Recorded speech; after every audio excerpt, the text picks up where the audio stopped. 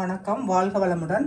இன்னைக்கு என்ன ரெசிபி பார்க்க போகிறோன்னா, ஒரு வித்தியாசமான பொடி. அது வந்து சென்னாக்குண்ணி பொடி. சென்னாக்குண்ணிங்கிறது வந்து உங்களுக்கு இறாலோடைய குட்டி தான். இது நல்லா நம்ம க்ளீன் பண்ணிவிட்டு அதுக்கப்புறமா நம்ம எப்படி பொடி வறுக்கலாங்கிறத காட்டுறேன். இப்போ வந்து ஸ்டவ்வை பற்ற வச்சுட்டு இதில் வந்து மண் இருக்கும் கொஞ்சம். ஓரளவு நான் க்ளீன் பண்ணிட்டேன். இருந்தாலும் ஒரு தடவை வறுத்துட்டு நம்ம எண்ணெய் வடிகட்டுற பாத்திரத்தில் நம்ம இதை கொஞ்சம் சளிச்சுக்கிட்டோம்னா 1-2 இருக்க மணல், இதோட தோல்லாம் கொஞ்சம் பொடி பொடியாக இருக்கும், அதெல்லாம் அதில் விழுந்துடும். அதுக்கப்புறமா நம்ம பொடி வறுத்துக்கலாம். எண்ணெய் ஊற்றி வறுக்கக்கூடாது, வெறும் வடை சட்டியில் வறுத்துட்டு இதை சளிச்சுக்கலாம்.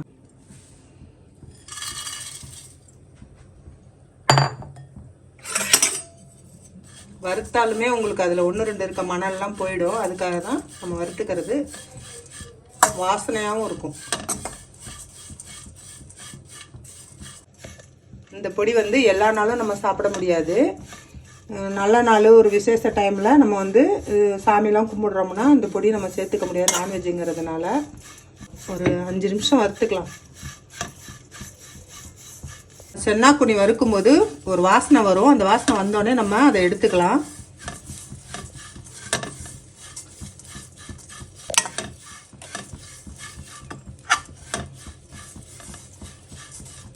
இப்போ சென்னாக்குண்ணி வறுபட்டுருச்சு. நம்ம இதை வந்து ஒரு ஜல்லடையில் கொட்டி சளிச்சுக்கலாம். பலகாரம் சுட்டி எண்ணெய் வடிகிறதுக்காக போடுற பாத்திரம் இது. அதில் வந்து நம்ம இந்த சென்னாக்குண்ணியை கொட்டிக்கலாம்.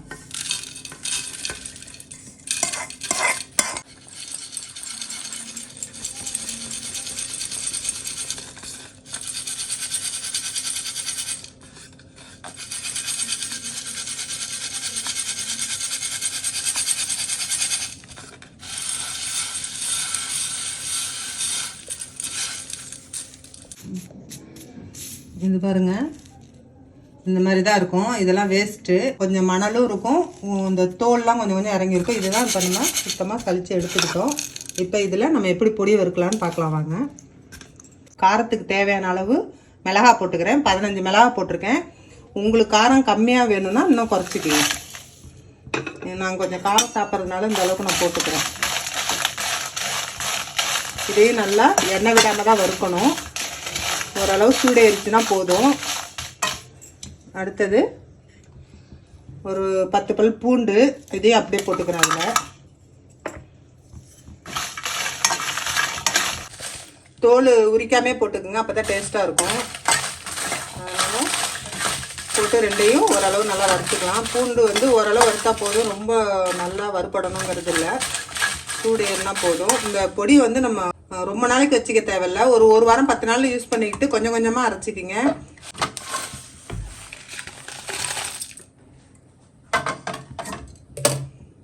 இதுக்கு வந்து 2 டேபிள் ஸ்பூன் பொட்டுக்கடலை போட்டிருக்கேன். அதையும் லைட்டாக வறுத்து போட்டுக்கலாம். மற்ற வந்து நம்ம உளுந்து, கடலைப்பருப்பு எல்லாமே நம்ம பொடிக்கு போடுற மாதிரி போட்டோம்னா இந்த சென்னாக்குண்ணியோட வாசனை இருக்காது. அதுக்காக தான் நான் எதுவுமே போடலை. இந்த பொட்டுக்கடலை மட்டும் நம்ம பருப்பு பொடி சாப்பிட்டா எப்படி இருக்கும் அது மாதிரி இருக்கும். சாதத்துலேயும் நம்ம போட்டு சாப்பிட்டுக்கலாம், இட்லிக்கும் தொட்டுக்கலாம். அவ்வளோ வித்தியாசம் தெரியாது. அதனால் நான் பொட்டுக்கடலை மட்டும் போட்டுக்கிறேன்.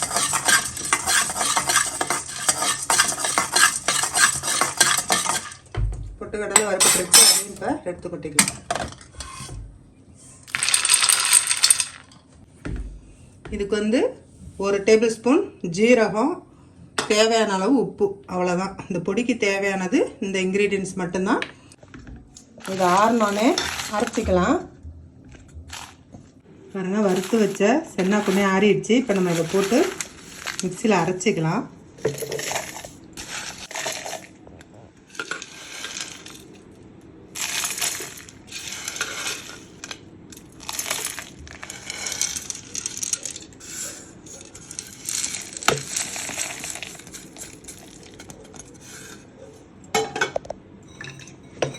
இதோட 1 டேபிள் ஸ்பூன் ஜீரகம் இருக்குது, அதையும் போட்டுறேன்.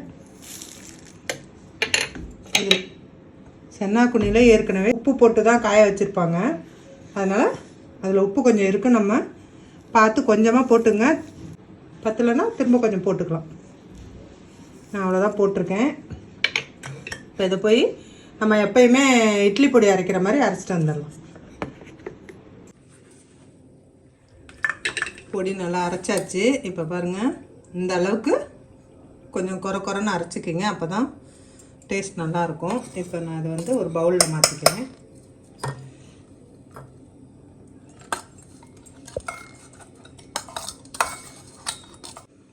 பாருங்கள், இவ்வளோ சூப்பராக இருக்குது. இதை நல்லா சூடான சாதத்தில் கொஞ்சமாக நெய் இல்லைன்னா நல்லெண்ணெய் சேர்த்து பிசைஞ்சு சாப்பிட்டிங்கன்னா சூப்பராக இருக்கும். செஞ்சு பார்த்துட்டு எப்படி இருக்குன்னு சொல்லுங்கள். இந்த வீடியோ பிடிச்சிருந்துச்சுன்னா லைக் பண்ணுங்கள், ஷேர் பண்ணுங்கள், கமெண்ட் பண்ணுங்கள், சப்ஸ்கிரைப் பண்ணுங்கள். தேங்க்யூ.